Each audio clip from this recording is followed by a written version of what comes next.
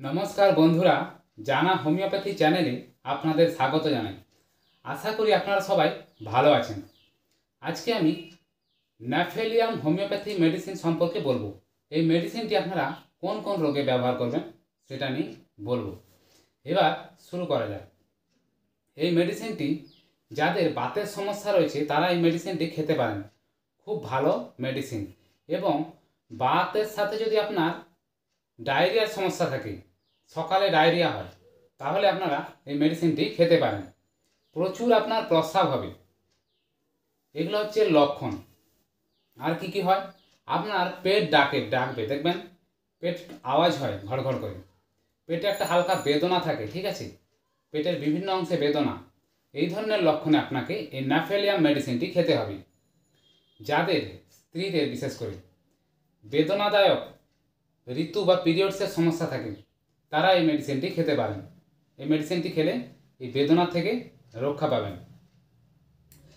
বিশেষ করে যাদের পিঠের বেদনা হয় তারাও এই মেডিসিনটি খেতে পারেন। কোমরের বেদনা, দেখবেন একটা পিঠের নিচের অংশটা একটা অসাড় হচ্ছে, এই ধরনের লক্ষণে আপনাকে এই মেডিসিনটি অবশ্যই খেতে হবে। এটা খুব ভালো মেডিসিন। এবার আসি, যাদের দেখবেন সায়াটিকা স্নায়ু তীব্র বেদনা, স্নায়ুর যাদের বা নার্ভের সমস্যা রয়েছে তারা এই মেডিসিনটি খেতে পারেন। খুবই ভালো মেডিসিন। দেখবেন একটা সবসময় যেন একটা অসাড়তা আর বেদনা এরকম ধরনের সমস্যা হয়, গেঁটে বাতের জন্য এটা খুব ভালো মেডিসিন, ঠিক আছে। তাহলে বন্ধুরা আপনারা বুঝতে পারলেন যে এই ন্যাফেলিয়া মেডিসিনটি কোন কোন রোগে আপনারা ব্যবহার করবেন।